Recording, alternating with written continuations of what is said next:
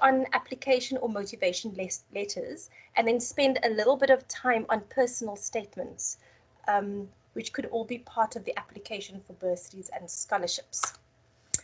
So just to have a little bit of an overview. So types of bursaries, this is in no way, going to show you the extent of bursary opportunities out there, but it's just to make you aware. Obviously, I think most of you, if not all of you, will know about the National Student Financial Aid Scheme.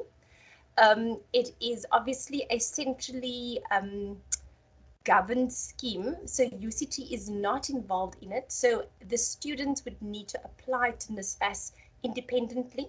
Safia will put down the links that will allow you to kind of navigate the website. And just to be aware that even if you didn't apply this year, it usually opens around about September and closes November, and that's for the next kind of academic year, which will be 2022. And you obviously have to meet certain criteria. Then with regards to UCT funding, often UCT, well, not often, but yeah, they can actually kind of fill the gaps when NSFAS is not able to do so. Again, you do not have to apply for this funding. It is kind of automatically sent through from NSFAS to UCT, and then they will then manage it. So just to be aware of that. UCT scholarships, you have scholarships, first year faculty entrance scholarships, as well as faculty scholarships for returning students. Again, you would not need to apply for these scholarships. They're kind of awarded on academic merit. But I think the majority of you would look to external funding. And I think it's important to note that obviously you can look for opportunities, government organizations, private companies, trusts, and again, Safi will be adding those links to the chat for some of those opportunities that exist.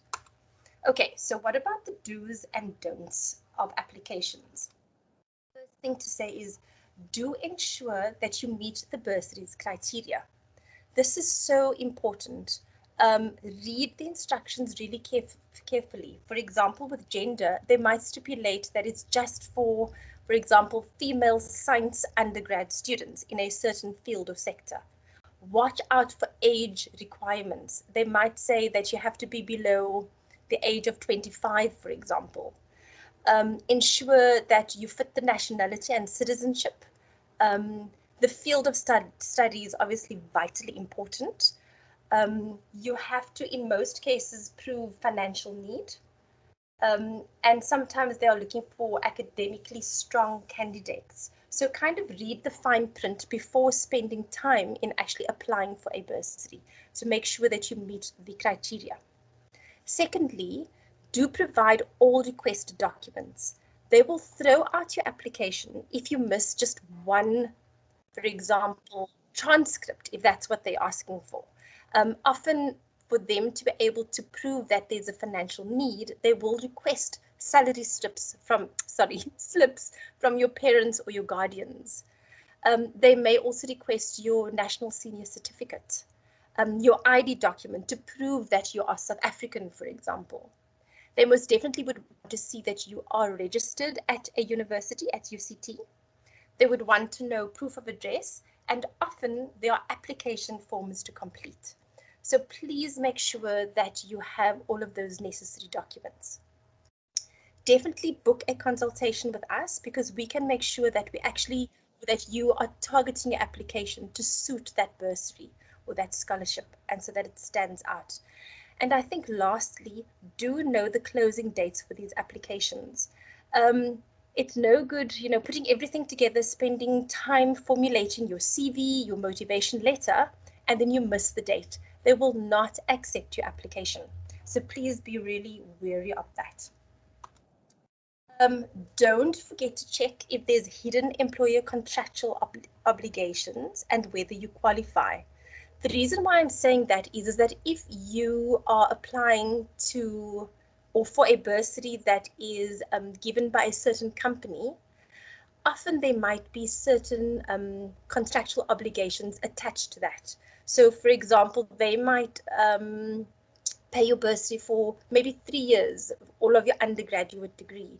They may then expect you to be able to then work for them for that 3 years. So be aware of that and make sure that you can actually meet those obligations, because if you can't, there may be a penalty. So it's very, very important to understand that. Don't start your application late. Think about the fact that you may need to get certified copies of documents, which takes time. Consider the fact that you need to target your CV, your motivation letter, even a personal statement. So allow yourself enough time. You also have to proofread over and over again. Don't forget to follow the instructions very carefully. This might seem obvious, but often there are mistakes that happen, and this will jeopardize your chances of being chosen. So there is no second chance, for example. They will get hundreds and hundreds of applicants, and if you've forgotten to add something or not fill out part of the application form, your application is out of the window. So just really take your time with the application. I think lastly, don't lie. It kind of seems obvious, but remember that some bursaries or scholarships will invite you for an interview. They will do their homework, they will snoop around, they will find out whether all of your information is true. You're wanting to be as authentic as possible. So that is why you're wanting to tick those boxes of being the actual candidate for that application. The other important thing is don't leave any gaps on your application. So what do I mean by that? Often bursary scholarship applications, you might need to fill out an application form. It's very tempting to write refer to CV if they are asking you something. But what does it speak to? It speaks to the fact that you haven't taken the time to then document whatever it is that they are requesting. So please fill it out to the best of your ability. The only place that, well, you won't even leave it blank, you will say not applicable if it means that actually it's not, that question is not applicable to you. What about tips to improve your chances? So, I mean, I don't have to tell any of you that it's really competitive. And so you wanting to ensure that you are at least shortlisted for the opportunity of being awarded a scholarship or bursary. You really have to understand what type of candidate they are looking for. So often it's about showing academic progress. Often they are looking for leadership. They're looking for your achievements and your awards. Have you been involved in social outreach? Any sporting or cultural activities? So this is obviously very generic and very broad. It becomes very specific depending on the applications that you're making and what they are looking for. And so if you at this point are not able to tick some of those boxes, think about what you can start doing to allow you to be a candidate to be reckoned with. So some of you would be familiar with the pie diagram if you've attended some of our other webinars. And this is just to make you aware that when you are thinking about whether you are a candidate to actually apply for that application or not, think about the different aspects of your life. So obviously with regards to your degree, you're going to put in the hours to get a positive outcome, to get the academic records that they are looking for. So that's without saying. The second thing is thinking about work experience. So even if it is where you, for example, have done social outreach, it's volunteer work, not paid work. It speaks to the fact that maybe you helped out at a soup kitchen, and so you can speak to social outreach. If you're thinking about extramural activities, if you haven't done so already, think about societies at UCT. Think about opportunities where you can take on leadership positions, whether it is, within that society, part of the committee, whether it's a class rep, whatever it is, so that you can tick off, actually, I'm developing my leadership skills. Thinking about your hobbies and interests, again, if you're involved in sporting activities, or if you're involved in dancing or playing an instrument, again, it is something that you can think about with your applications. I've put down career services because, again, We do one-to-one consultations where we can specifically look at your application and make sure that it stands out. Also, attending events like this will also help you to have a step up above everyone else. So how do you actually make your application count? It's important to understand that your application is part of a package. So it would be the application form, most often requested documents that we've chatted about before. It will definitely have your CV and often a letter of motivation or even a personal statement. And here, what is important is you have to grab the reader's attention. You don't want to waste your words. You're wanting to be concise. You don't want to be rambling on and you lose the reader midway through your application. So always bear that in mind. And then lastly, it cannot be generic. It has to be targeted. So you're going to have to sit really carefully with that application. In a few slides to follow, I will show you exactly how you are going to do that with an example. So we're going to be drilling down with targeting your CV, touching on the motivational application letter, and then a little bit more detail about a personal statement. Okay, so some of you would have maybe attended the other webinars that we have on CVs. Again, you're going to read the requirements of the application carefully. I cannot stress this enough. You're going to research the organization. If it's a corporate organization, if it is a governmental organization, understand what their business is about so that you can actually then target your CV accordingly. You're going to present your skills, your achievements, your activities in the best way possible on your CV. So what I've done is I've chosen an example that was on our website for a bursary. Unfortunately, it has closed for this year. And you'll see that I've circled some very important information. So this is what you will do when you are reading through an application for a bursary. So just to bring your attention to, so firstly, someone who is under 22 years old in 2020. They're looking for a minimum average of 65% in your June exams. They're mentioning the universities that can apply. They want someone to believe in the future of South Africa. So already you're thinking, sure, how do I do that? Do I believe in our future? And if it is that I believe, how am I going to actually showcase that? And then they want someone with strong entrepreneurial flair and passion. So again, asking yourself that same question. Can you say that you are a candidate for this bursary? So moving on, they say over and above the requirement statement, students who have done the following will be preferred candidates. So automatically, if you think that they're going to be inundated with applications, you are going to maybe want to make sure that you can tick some of these extra requirements they are looking for. So they mention leadership, they mention awards, they mention participation in these activities, starting a project, achieving success, being tenacious, goal-orientated, flexible, adaptable, being aware of emotions of people, and this speaks to emotional intelligence. So this is exactly what you're going to do with an application. And this goes across, you know, whether it's bursaries, yes, but also job applications as well. So you can see that the words that are written down are all taken from the advert that we've seen for that bursary. And so you might ask yourself the question, actually, how would I know what is a skill and what is a heading? How am I going to now decide on all of this? And you can easily Google what is a skill. You can go onto our website and check out under identifying skills. Get the definition, understand what it means so that you can start thinking, actually, do I have that skill that they are looking for in a candidate? And then just to draw your attention, these are the words that stood out as well. Passion, success despite difficulty, believing in South Africa's future. And just so that you understand, in this specific application, in the application form, they had specific sections asking questions related to the green words that are boxed. And so it allowed candidates to actually fill that in. So again, it is how you motivated or how you evidence the fact that you, you did something that was successful.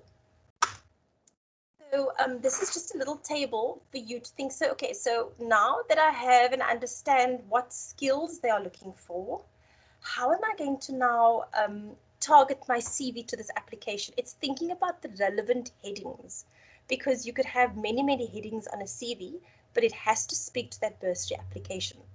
So it would have a heading that speaks to social outreach. It would have a heading on your CV that speaks to either sporting and or cultural activities, possibly leadership roles, and definitely your achievements or your awards in different areas. The most important thing is, and I'll show you an example afterwards, is your skill section. Okay, these are the skills that they are looking for and that will set you apart from everyone else. So what can you say about emotional intelligence? Are you able to understand and be empathic towards someone else? Are you able to understand your own emotions and kind of learn from them and reflect from those experiences? What about being flexible and so forth and so on? So just as an example, okay, sorry, before I show you the example, just to draw your attention to our mini series. This is just an example. It sits on Vula, but it also sits on our careers.uct website. So please feel free to dip in. I'm specifically recommending that you look at episodes 3 and 4. So activities are spoken to in episode 3, and your skills section is episode 4. So really, really powerful resource that can assist you. This is just an example of possibly what you could write on a CV where you believe that you have emotional intelligence, adaptability, and entrepreneurial skills. So as an example, emotional intelligence, I'll just read through it. Developed through interaction with matric learners from disadvantaged backgrounds by identifying emotions, supporting learners appropriately to attain academic goals. So you are demonstrating, actually, I do have emotional intelligence. What about entrepreneurial skills? You could say something like supported a startup tech company through UCT Entrepreneur Society, through identifying challenges, preventing customer growth. So obviously, remember, this is going to be unique to what your experiences are about. What about personalizing your motivation letter? Remember, it is your first impression. I think it's important to state here that they are going to see many, many CVs. So thinking about the fact that you have your fellow classmates from, other universities as well, that will have exactly the same degree as yours. They may have tutored, they may have done social outreach, they may have taken on leadership positions. So the CVs are similar. And this is where you can actually make an impression. It's with your application or motivation letter. It's where you have an opportunity to explain why you actually deserve the bursary, how the money can help to form an academic perspective, and how it can help from a professional perspective as well. You have to include your qualifications that you already have and or what you are currently pursuing, your goals, and a brief account of your achievements.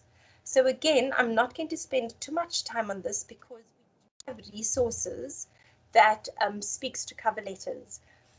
I think an important note as well is just to say that do your research on where that bursary sits, understand their core business, understand what they're about, so that you can tailor that motivation letter to the application. So that is really, really important. Again, to encourage you to come to us for that one-on-one consultation where we can assist you. Okay, I think before I move on, I feel I've been kind of chatting to, I don't know, a black hole. I haven't heard any voices. So Safia, are there any questions in the chat? Or anyone? I don't see any hands raised, Megan. Please, if you'd like to ask a question, feel free to raise your hand. And you'd find a raised hand. You know where to find the raised hand. There's a question here that says, when it comes to providing evidence for your skills in your CV, Sorry. Don't want to leave. It's okay, Safia. I'm trying to, when it comes to providing evidence for your skills in your CV, is there a specific time frame of how recent you have acquired them that should be adhered to? For example, can I reference skills, say, from 5 years ago, or evidence for skills from 5 years ago? And that's by Ibanati, from Ibanati. So Ibanati, I think that's a very good question. Obviously, you're wanting to be as kind of relevant as possible, and so you know, whatever is more current and present, like now, is always most relevant. However, it's not to say that that skill would be lost. Skills are actually practiced over and over again. So I'm not sure if it's something that is quite technical, because I think it probably depends on the context that you're referring to. But if it's something that is very specific to, I don't know, I can just think of coding perhaps. You know, if it was something that you've done many years ago, I think, you know, if you can demonstrate that you are able to update that skill and learn quickly, you still have the foundation. And if it means that it is part of the core skills that they are looking for, I would still use it as evidence if there isn't something that is more relevant. And perhaps it's something that you could address in your cover letter, or perhaps if you are shortlisted to then address it in the interview. Because definitely to actually demonstrate that you are eager to learn, that you have the foundation, and possibly the fact that skills are actually practiced and get better with time the more you practice, is also something to draw on. Safia, do you want to maybe add anything to what I've said? No, Megan, you've said it all. There's nothing that I would like to add. Okay, can I move on, or continue? Are there any other yes. questions? Okay, no, fantastic. there are no other questions. Okay, so we're going to kind of drill down to a personal statement. So sometimes, rather than asking for a letter of motivation, they might actually request a personal statement from you, which is slightly different to a motivation letter. It's similar and different at the same time. So it's similar because it also gives an overview of your accomplishments, your goals, your interests. In the same way that your motivation letter is unique, your personal statement will be unique as well. Like I said before, some CVs or CVs of students can be kind of pretty similar, and this is your time to shine, is when you're drafting or creating your personal statement. Definitely the difference comes in where a letter of motivation is usually just a page, whereas often they will have a word count for a personal statement. It could go on to 2 pages, if not more, but definitely read the instructions once again. So your personal statement allows you a little bit more to showcase as opposed to a letter. So what about tips? Firstly, to say there is no gold standard for a personal statement, but again, you're going to be concise, focused, and organized. You remember, you're going to draft this personal statement, and it's going to be a work in progress where you will kind of, you know, read it